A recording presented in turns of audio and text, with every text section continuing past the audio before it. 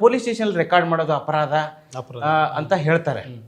ಈಗ ನಿಜವಾಗ್ಲೂ police station ಅಲ್ಲಿ ವಿಡಿಯೋ ರೆಕಾರ್ಡ್ ಮಾಡೋದು ಅಪರಾಧ ಇಲ್ಲ ಸರ್. ಸರ್ಕಾರದ ಅಥವಾ ಇಲಾಖೆಯಿಂದ ಸುತ್ತಲೇ ಆ ಥರ ಯಾವುದು ನೋಡಿ, ಇದು ಪೊಲೀಸ್ ದೂರಪಾರಕರದ ಸದಸ್ಯರು ಹೇಳಿರ್ತಾರಂಥದ್ದು. ಇದು ಇವ್ರು ಹೇಳ್ತಾರಂಥದ್ದಲ್ಲ. ಸಾಕಷ್ಟು ಕೇರಳ ಹೈಕೋರ್ಟು, ಅಲಹಾಬಾದ್ ಹೈಕೋರ್ಟು, ಬೇರೆ ಬೇರೆ ಕೋರ್ಟ್ಗಳನ್ನ ಹೇಳಿದೆ ವಿಡಿಯೋ ಮಾಡೋದು ಅಪರಾಧ ಅಲ್ಲ.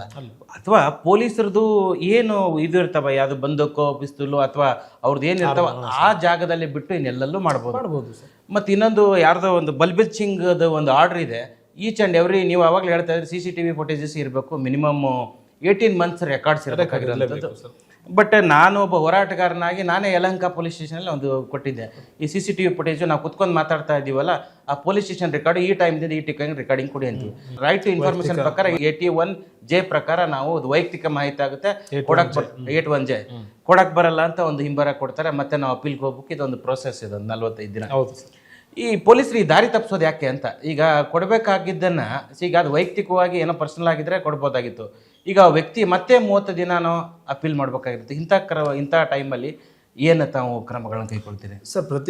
ಈಗ ಇಲಾಖೆ ಮತ್ತು ಕೆಲವು ಮಾಹಿತಿ ಆಯೋಗದ ಆದೇಶಗಳು ಏನಿದೆ, ಪೊಲೀಸ್ ಠಾಣೆಯಲ್ಲಿ ಈಗಾಗಲೇ 4 CCTVಗಳನ್ನು ಹಾಕಿದೆ. ಅದು ಯಾಕೆ ಹಾಕಿದೆ ಅಂತಂದ್ರೆ, ಜನ ಮತ್ತು ಪೊಲೀಸ್ ಅಧಿಕಾರಿ ಮತ್ತು ಸಿಬ್ಬಂದಿಗಳ ಒಂದು ಪಾರದರ್ಶಕವಾಗಿರಲಿ, ಯಾವುದೇ ವಿಚಾರಣೆ ಅಥವಾ ಏನೇ ನಡೀಬೇಕಾದ್ರೆ ಪಾರದರ್ಶಕವಾಗಿರ್ಬೇಕು ಅನ್ನೋದು ಒಂದು ಸರ್ಕಾರ ಚಿಂತನೆ ಅದೆಲ್ಲ. ಆಮೇಲೆ ನ್ಯಾಯಾಲಯಗಳ ಆದೇಶ ಅದಾಗಿಯೂ ಕೂಡ ಸಾರ್ವಜನಿಕರಿಗೆ ಅದು CCTV ಸಿಗ್ತಾ ಇಲ್ಲ ಅನ್ನೋದು ಒಂದು ಆರೋಪ, ಮುಖ್ಯವಾದ ಆರೋಪ ಇದೆ. ಯಾವುದೇ ಬಾಧ್ಯಸ್ಥ ನೊಂದವನು ಒಂದು, ನಾನು ಉದಾಹರಣೆಗೆ ಈ ಪೊಲೀಸ್ ಠಾಣೆಗೆ ನಾನು ದೂರು ಕೊಡೋದಕ್ಕೆ ಹೋಗಿದ್ದೆ. ದೂರನ್ನು ಇಮಿಡಿಯೇಟ್ ಆಗಿ ತೆಗೆದುಕೊಂಡು FIR ಹಾಕಿ ಕಾನೂನು ಕ್ರಮ ತೆಗೆದುಕೊಳ್ಳಬೇಕಾಗಿರೋದು ಅಧಿಕಾರಿ ಕೆಲಸ. ಇವತ್ತು ಹೋದಂಥ ವ್ಯಕ್ತಿಗೆ ದೂರು ತಗೊಳ್ಳದೆ ಹಲ್ದಾಡಿಸುವಂಥದ್ದು ಪ್ರಕ್ರಿಯೆಗಳೇನಿದೆ ಅಲ್ಲ, ಇದು ಒಂದು ಸಾಕ್ಷ್ಯಾಧಾರವಾಗಿ ಅದರಲ್ಲಿ ದಾಖಲೆ ಆಗಿರುತ್ತೆ. ಆಮೇಲೆ ಯಾವುದೇ ವ್ಯಕ್ತಿನ ಯಾವುದೇ FIR ಇಲ್ಲದೆ, ಯಾವುದೇ ಒಂದು ಬಲ್ಲ ಮಾಹಿತಿ ಇಲ್ಲದೆ ತಗೊಂಡೋಗಿ ಲಾಕಪ್ಪಲ್ಲಿ ಕೂಡಿಸ್ಕೊಳ್ಳುವಂಥದ್ದು, ಸ್ಟೇಷನಲ್ಲಿ ಕೂಡಿಸೋದು, ಇದರೆಲ್ಲ ಅಪರಾಧಗಳಲ್ಲ. ಇಂಥ ಪ್ರಕ್ರಿಯೆಗಳಲ್ಲಿ ನಾವು ನ್ಯಾಯ ಪಡಿಬೇಕು, ಅಥವಾ ಆಯೋಗದಿಂದ ಅಥವಾ ನ್ಯಾಯಾಲಯದಿಂದ ನ್ಯಾಯ ಪಡಿಬೇಕು ಅಂದ್ರೆ ಸಾಕ್ಷ್ಯಾಧಾರಗಳು ಮುಖ್ಯವಾಗಿರೋದ್ರಿಂದ CCTV ಯಾವುದೇ ವ್ಯಕ್ತಿ ನೊಂದಿತ ವ್ಯಕ್ತಿಗೆ CCTV ಫುಟೇಜ್ನ ಕೊಡಲೇಬೇಕಾಗುತ್ತೆ. ಇಲ್ಲ, ಅದಾಯ್ತು, ಕೊಡ್ತಾನೆ ಇಲ್ಲ. ಮತ್ತು ಇನ್ನೊಂದು ಏನಂದರೆ, ಈಗ ಯಾವುದಾದ್ರೂ ಪೊಲೀಸ್ ಸ್ಟೇಷನಲ್ಲಿ ನಮ್ಮ ಮೇಲೆ ಒಂದು ಕಂಪ್ಲೇಂಟ್ ಯಾರೋ ಕೊಟ್ಟಿರ್ತಾರೆ. ಆ ಕಂಪ್ಲೇಂಟ್ಗಂತೂ ಪೊಲೀಸರು ಏನು ಮಾಡ್ತಾರೆ, ಫೋನ್ ಮಾಡ್ತಾರೆ, ನಿಮ್ಮ ಮೇಲೆ ಕಂಪ್ಲೇಂಟ್ ಆಗಿದೆ ಬನ್ನಿ.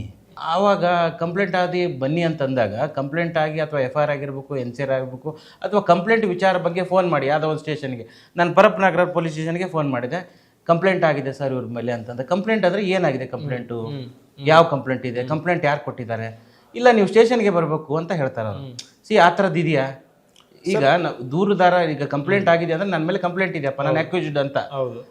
ಆವಾಗ ಅಟ್ಲೀಸ್ಟ್ ಫೋನಲ್ಲಿ ಹೇಳೋದಕ್ಕೆ ಏನಾಗುತ್ತೆ, ಅಲ್ಲ ನಾನು ಇನ್ಸ್ಪೆಕ್ಟ್ರು, ನಾನು ಯಾಕೆ ಹೇಳಿ ಫೋನಲ್ಲಿ, ನನಗೆ ಹೇಳೋದಿಲ್ಲ, ನೀವು ಅಲ್ಲಿಗೆ ಬನ್ನಿ. ಈ ಥರದ ಈ ಗುಂಡಾವರ್ತನೆ ಇದೆಯಲ್ಲ, ಇದು ತೋರೋದ್ರೆ ಎಷ್ಟು ಇದು ಸರಿ? ಇದು ಸರ್, ಈಗ ಆರೋಪಿ ಅಪರಾಧಿ ಅಲ್ಲ. ಪೊಲೀಸ್ ಮ್ಯಾನ್ಯುವಲ್ ಅಲ್ಲೂ ಕೂಡ ಏನು ಹೇಳ್ತದೆ, ಯಾರ ಮೇಲೆ ಆರೋಪ ಆದ ವ್ಯಕ್ತಿ, ಆರೋಪ ಹೊಂದಿರೋ ವ್ಯಕ್ತಿನ ಅವನ ಅಪರಾಧ ಸಾಬೀತಾಗೋ ತನಕ ತುಂಬಾ ಮಾನವೀಯತೆಯಿಂದ ಗೌರವದಿಂದ ನಡೆಸ್ಕೊಳ್ಬೇಕು ಅನ್ನೋದು ಪೊಲೀಸ್ ಮ್ಯಾನ್ಯುವಲ್ ಹೇಳ್ತದೆ.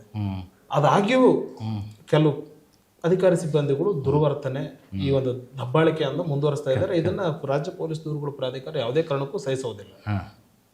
ಈಗ ಏನಾಗುತ್ತೆ ಅಂದರೆ, ನಾನು ಭಾಳಷ್ಟು ಸರಿ ಸ್ಟೇಷನ್ಗೆ ಹೋದಾಗ ನಾವು ಆಲ್ಮೋಸ್ಟ್ ಅವ್ರು ಹೇಳ್ತಿದ್ದನ್ನು ವಿಚಾರ ನಾವು ಹೀಗಿದೆ ಸರ್, ನಾವು ಕಂಪ್ಲೇಂಟ್ ತಂದಿರೋದು ಸತ್ಯ ಆಗಿದ್ರೆ FIR ಮಾಡಿ, NCR ಮಾಡಿ, ಇನ್ನೇನೋ ಮಾಡಿ. ಈಗ ಏನಾಗ್ತಾರೆ, ವಿಡಿಯೋ ಯಾಕೆ ಮಾಡ್ತೀರಾ ನೀವು ಅಂತ. ನಾನು ಯಾವುದೋ ಒಂದು ಪೊಲೀಸ್ ಸ್ಟೇಷನ್ಗೆ ಹೋಗಿದ್ದೆ, ನಾವು ರೆಕಾರ್ಡೇ ಮಾಡ್ತಾ ಇಲ್ಲ. ನಾನು ಮಾಡೋದಾದರೆ ಓಪನ್ ಆಗೇ ಮಾಡ್ತೀನಿ, ಬೇಕಿದ್ರೆ ಮಾಡಿದ್ದಾದರೆ ನಿಮ್ಗೇನಾದರೂ ಕಂಪ್ಲೇಂಟ್ ಇದೆ ನನ್ನ ಮೇಲೆ FIR ಮಾಡಿ ಅಂತ. ಈಗ ಅಕಸ್ಮಾತ್ ಮತ್ತೆ ಇನ್ನೊಂದು ಯಾವುದಾದ್ರು ಚಾರ್ಜ್ ಶೀಟ್ ಕೇಳಬೇಕಾದಾಗ ಚಾರ್ಜ್ ಶೀಟ್ನ ಮಾಡಲ್ಲ.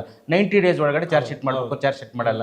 ಮತ್ತು ಚಾರ್ಜ್ ಶೀಟ್ ಮಾಡೋದಕ್ಕೆ ಈ ಜಗದೇವಿ ಅಂತ ಒಬ್ಬಳು ಲೇಡಿ ದೇವನಹಳ್ಳಿಯಲ್ಲಿ ಪೋಕ್ಸೋ ಕೇಸಲ್ಲಿ ದುಡ್ಡು ತೊಗೊಂಡು ಲೋಕಾಯುಕ್ತ ಟ್ರ್ಯಾಪ್ ಆಗೋದು.